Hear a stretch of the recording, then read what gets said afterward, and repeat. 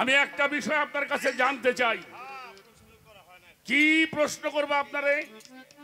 আমি আপনার মতো জ্ঞানী মানুষকে আমি কি প্রশ্ন করে আটকা কি করবো আমি ঠিকই তো পাইনি। ইয়া মুহাম্মদ মুস্তাফা নবী সাল্লেওয়ালা, সাফায়াতের কান্ডারি মদিনাওয়ালা, ইয়া মুহাম্মদ মুস্তাফা নবী সাল্লিয়ালা। ভালো একটি গান। খোদারও খাস নূরে দয়ারও যিনি শাহাদতের বাণী, যার মুখে শুনি দোসরা কোনো মাবুদ নাই এক। ভালো। তাহলে আল্লাহর নূরে হইল নবী, আর সমস্ত সৃষ্টি হয়েছে কার নূরে? হ্যাঁ, সব নবীর নূরে। কি দে কি কই আবার অপরাধ না হয়? আচ্ছা, সবই তো নবীর নূরে তৈরি হইলো। এই আবু জেহেলের নূরটা কি ভিন্ন আসলে, যে মান লই নে? তা তো একটা কথাই। কারণটা কি? আবু জেহেল, আবুল আহাব, সাইবা, উতবা, নমরুদ, ফেরাউন, ওরা যে মান লই নে, এই বিষয়টা আমি বুঝি না। এটা দোষটা কোন জায়গায়? নূরের দোষটা তো বুঝি না। এই দোষটা কোনে? এই দোষটা আমাকে একটু বুঝিয়ে দিবেন। আর একটা বিষয় বলবেন, কোরআন জিজ্ঞেস করছে, কোরআন তুমি বড় না আমার নবী বড়? কোরআন জিজ্ঞেস করা হয়েছে, হে কোরআন তুমি বড় না আমার নবী বড়? কোরআন কয় আমি কেমনে করে বড় হবো? আমি তো কোরআন বড় হইতে পারি না। কেন পারো না? তুমি তো আল্লাহর বাণী। কোরআন উত্তর দিল, রাহমাতুল লিল মুমিনিন, আমি কোরআন হলো মুমিনদের জন্য রহমত, সুবহানাল্লাহ, আর মুত্তাকিনদের জন্য পথ প্রদর্শক, আর বিশ্বাসীদের জন্য আমি ঔষধ। মানে সবার জন্য না, কিন্তু কোরআন জানাই দিল, ওয়ার সালনাকা ওমা আর সালনাকা ইল্লা রাহমাতাল লিল আলামিন। আল্লাহর খুদার খুদায়িত্ব যত দূর, রসুলের রহমত তত দূর। আচ্ছা দাঁড়া, এক ফোঁটা জায়গা বাকি আছে, এদের রহমত নাই। ইয়ামেনে উনি সফরে গেলেন, ওয়াজ করতেছেন, ওয়াজের শেষে উনি দোয়া করতেছেন, আল্লাহুম্মা বারিক লানা ফি সামানিনা ওয়া ফি আমানিনা। হে আল্লাহ, তুমি শাম দেশের জন্য দয়া করো, ইয়ামেনের জন্য দয়া করো। আল্লাহ তুমি তাদের উপর রহমত বর্ষিত করো। নজদবাসীরে খারাই গলি, হুজুরে আমাদের জন্য একটু দোয়া করেন। ভালো করে হইনি কি কইল? যে আমাকে এলাকার জন্য একটু দোয়া করেন। নবীজি আবারও শাম দেশের জন্য দোয়া করছে, ইয়ামেনের জন্য দোয়া করছে, কিন্তু নজদের জন্য দোয়া। আবু জেহেলের ফুফু আছে ঘরের মধ্যে বসা, এটা পাথর চেঙ্গা মারছে, নবীজির এই জায়গা লাগছিল। এরপরে উনি দোয়া করলো না নজরবাসীর জন্য। আমার প্রশ্ন, উনি যদি কুল কায়নাতের রহমত হয়, তাকে জন্য দোয়া করলে সমস্যা হইতো কোন জায়গায়? তা আমি একটা জিনিস বুঝলাম না, যেই ওয়াজগুলি করে গেলাম 1-1.5 ঘন্টা, এখন আবুল ভাই ওইটা হেডেই শুরু করছে, তর্ক করব না, এটাই তো কথা ছিল। কিন্তু আবুল ভাই যেই আর্গুমেন্ট, যে কথাগুলি যে উপস্থাপনা করে গেল, এটার মধ্যে তো তর্কই চলে আসলো। এখানে তার বিশ্বাস বলতে কোনো কিছু রইল না, অবিশ্বাস যেখানে সেখানেই তো তর্ক। আর আবুল ভাই তো সেটাই করলো, যে আল্লাহর নূরে যদি নবী হয়, আর নবীর নূরে যদি, এখানে কিন্তু যদি মানে তো সন্দেহ, যদি হয় তাহলে আবু জাহেল আবুল আহাব কার? এটা কি তর্ক হইল না? এটা কি জীব পরমের পালা দেওয়া হয়েছে? আজকে তো জীব পরমের পালা দেওয়া হয় নাই, আজকে পালা হয়েছে নবুয়াত বেলায়েত। নবী মানতে হবে, জানার শোনা না, মানতে হবে।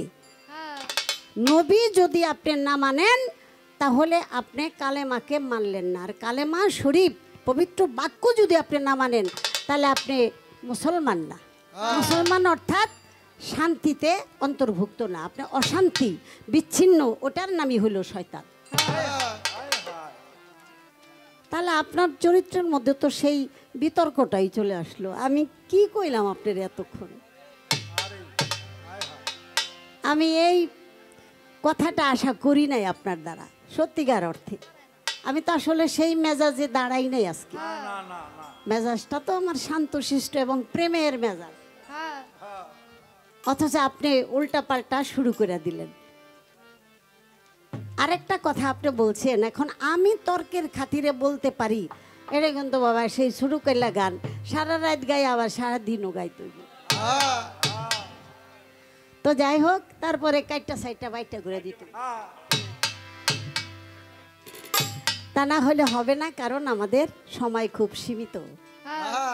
সব কিছুর মধ্যেই আমাদের সমাধা এবং সমাপ্তি টানতে হবে।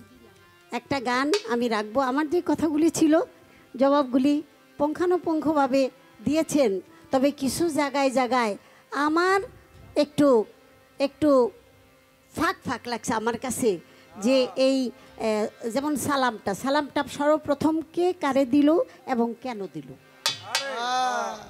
কথাটা কিন্তু আমার পরিষ্কার ছিল। আমি কথা দিয়া পরিষ্কার ভাবে বলছি। এখানে আপনি একটা জড়তার মধ্যে রেখে গেছেন। আর ভক্তি কে কাকে দিল, কেন দিল, আপনি বলছেন সেজদার কথা, আমি তো সেজদার কথা জানতে চাইনি, আমি জানতে চাইছি ভক্তির কথা। যেহেতু আমরা দ্বারা এই গৈরহ ভক্তি জানাইয়া দিই। ভক্তির তো পাত্র আলাদা, কি বাবা, সালামের পাত্র আলাদা, ভক্তির পাত্র আলাদা।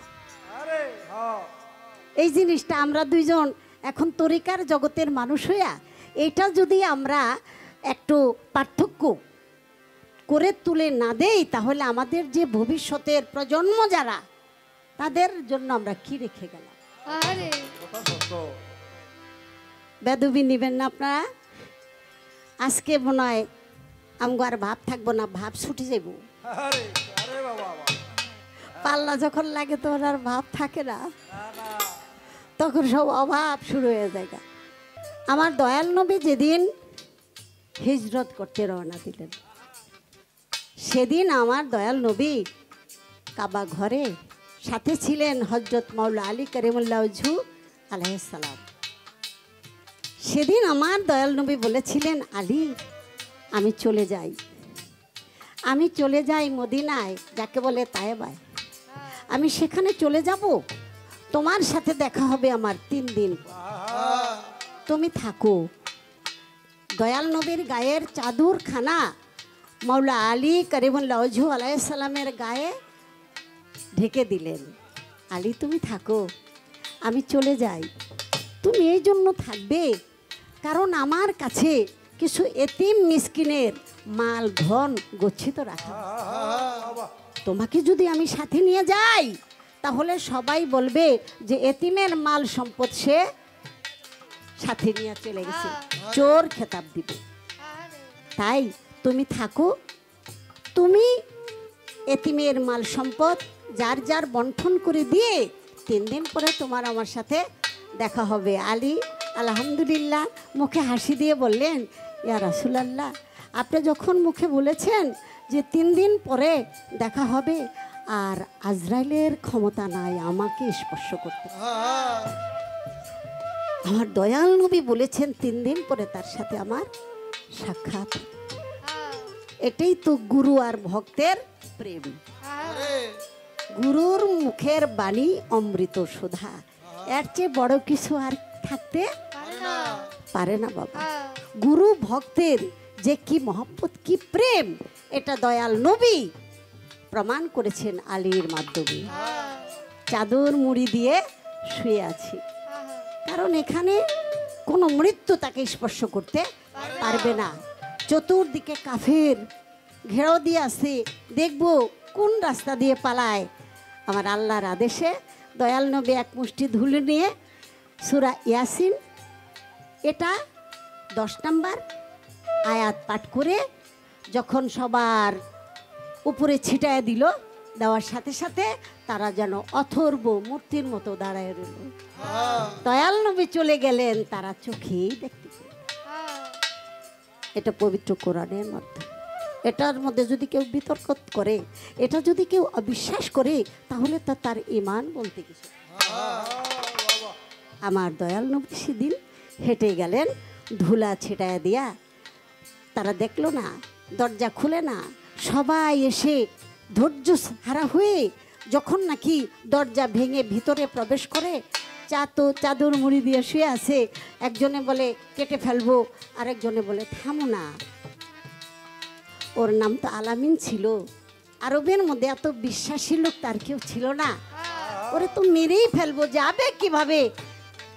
মারার আগে একবার চাঁদ মুখখানি দেখি, নুরানি বদনখানি দেখি।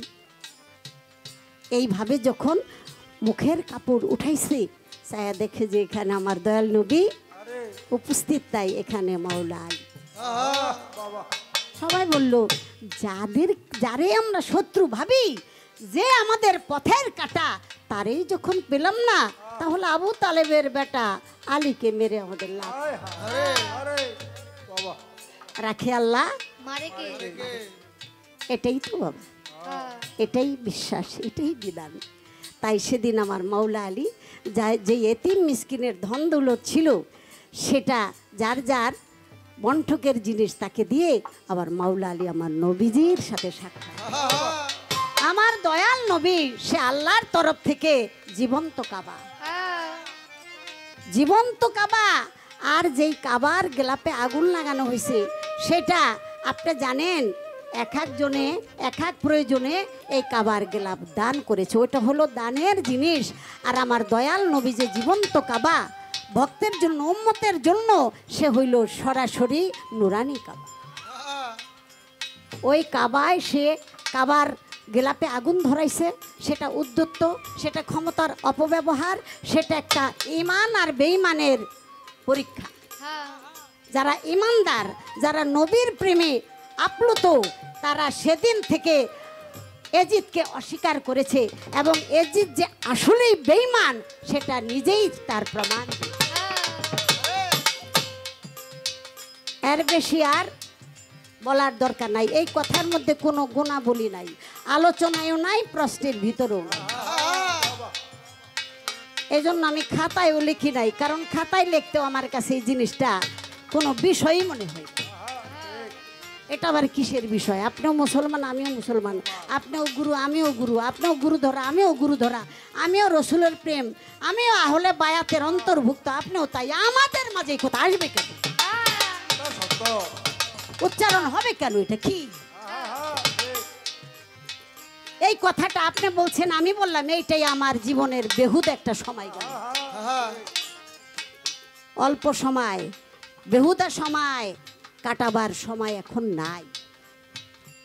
সবাই হিসাবের সময় নিয়ে আমরা আসছি, হিসাব শেষ, আবার ছাড়তে হবে, বিদেশ যাইতে হবে।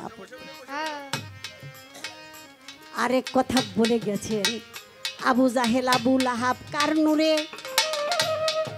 আমি আগে এই কথা বলে গেছি, ধন্য রাজাসরে। এই দেহ ঘরের মধ্যে সব চরিত্র আছে, আগে বলছি না বাবা? আবু লাহাব, আবু জাহেল, এরা হলো কাফের চরিত্র। কাফের আবু লাহাব, আবু জাহেল কে? তারা কি? আমার ভিতরে সেই কাফের চরিত্র, আমার ভিতরে মুনাফিক চরিত্র, বেঈমান চরিত্র, ইবলিশি চরিত্র, ওলি চরিত্র, নবী চরিত্র। আমি বুঝতে পারি যে দুনিয়াদারির লোভ, লালসা, হিংসা, গীবত চর্চা, একজনের মন্দ পরশ্রী কাতরতা, একজনের উঠতি ভালো কিছু দেখে আমি ঈর্ষায় কাতর হয়ে যাই, আমি তাকে হিংসায় মরে যাই, তখনই আমার বুঝতে হবে তখন আমি নিজেই শয়তান।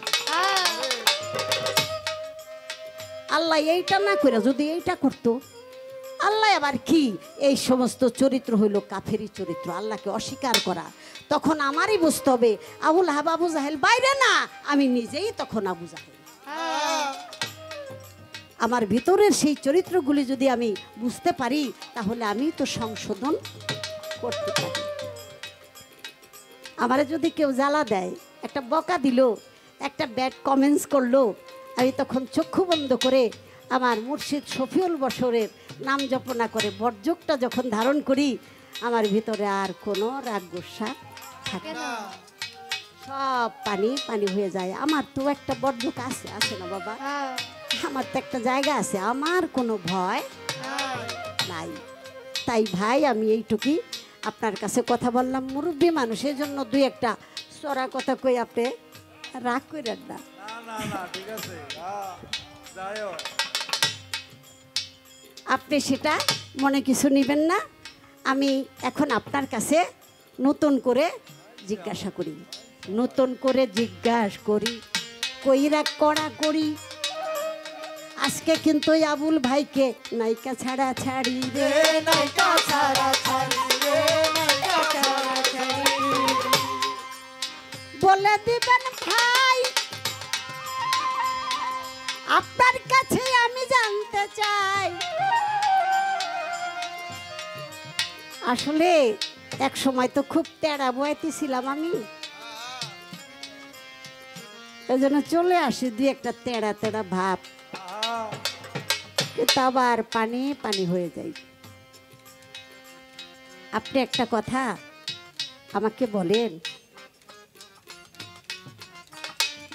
সে কথাটি হলো পবিত্র কোরআনের মধ্যে আল্লাহর কাছ থেকে একজন বেলায়েত প্রাপ্ত হয়েছিল। বেলায়েত প্রাপ্ত হওয়ার পরে ওই বেলায়েতের যেই এলেম কালামগুলি সেগুলি সে অবৈধ পথে ব্যবহার করে। আমার কাছে কিন্তু আল্লাহর দেওয়া শক্তি আছে, বেলায়েতি পাওয়ার কিন্তু আছে, শক্তি আছে, অস্ত্র, এটাই হলো অস্ত্র। এই শক্তিটা কল্যাণের জন্য নাকি বাবা? ওই শক্তিটা ব্যবহার করতে হবে কল্যাণের জন্য। আমার ভক্ত ছেলে মেয়েরা মুশকিলে পড়ছে, মালিক দয়া করো, তুমি কান্ডারি বানাইছো, বেজ্জিত করো না মালিক, দয়া করো, ওরা তো কাঙ্গাল, কই যাইব তুমি ছাড়া। তখন আমার ওই শক্তি, শক্তি বলতে তার সাথে যোগাযোগ, কাছাকাছি, সে আমাকে কবুল করেছে, তাই আমার কথা মালিক শুনে, মানে গ্রহণ করে। এইভাবে আমার শক্তিটাকে আমি ব্যবহার করতে পারবো। কিন্তু এই আল্লাহ তুমি ওরে মাইরা ফেলাও, ওকে তো মরে যাবো সত্যি, কিন্তু আল্লাহ এটা পছন্দ করে না। আমার আমল নামার ডিমোশন হবে, আমার কোনো কথায় কারো যদি অকল্যাণ অমঙ্গল হয়, আমার আমল নামার ডিমোশন হয়ে যাবে। আমাকে অস্ত্র দেওয়া হয়েছে কাউকে মারার জন্য না, আর মেরে ফেলার পিছনে কোনো বিজয় নাই, নাই আছে। আপনার যদি প্রতিপক্ষ শত্রু হয়, তারে যদি মেরে ফেলেন, তাহলে তো আপনি কি হইলেন? আপনি নিজেই তো পরাজিত হইলেন। এটা এর চেয়ে পরাজিত আর কিছু থাকতে পারে না। আপনি ওর সাথে যুদ্ধ করতে হইলে ওরে বাঁচায় রাখতে হবে, বাঁচায়া আপনি কৌশলে হোক, শক্তিতে হোক, বলে হোক, তারে অনুগত করতে হবে। যেমন আধ্যাত্মিক যুদ্ধ হইল নফসের যুদ্ধ, নাকি? সবচেয়ে বড় জেহাদ হইল নফসে আকবার। এটা হলো নফস প্রবৃত্তি, আমার দেহের ভিতরে কাম, ক্রোধ, লোভ, মায়া, মদ, মাৎসর্য, এই 16টি পশু আমার দেহ ঘরের মধ্যে দেওয়া হয়েছে। তারা কুপ্রবঞ্চনায় আমাকে মাঝে মাঝে দুনিয়ামুখী করতে চায়। তখন তাদেরকে আমি আমার শক্তি বলে, আমার সাধনা বলে তাদেরকে আমি অনুগত করব। তারা আমার অনুগত হবে, আমার কাছে মাথা নত করবে। আমি কখনো তাদের কাছে মাথা নত করব না। এটার নাম হইল জেহাদ, যুদ্ধ। এই যুদ্ধে যদি আমি আমার মনুষ্যত্বকে দেহরাজ্যে প্রতিষ্ঠিত না করতে পারি, এরকম দুনিয়াদারি কয়েকটা জয় করলে আমার কোনো লাভ নাই। এটুকুই বললাম, অন্যদিকে মোচড় না দেই বাবা। ভুলে দিবেন এমন একজন বেলায়েতধারী, তার কাছে আল্লাহ বেলায়েত জমা করেছিলেন। সে যে ওই বেলায়েতটা কুপথে খরচ করে দিলেন,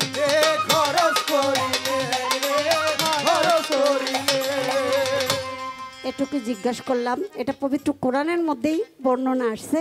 আপনি বললেন সে বেলায়েতধারীর নামটা কি, তাকে দান করেছেন, সে কোন কুপথে এগুলি ব্যয় করলো।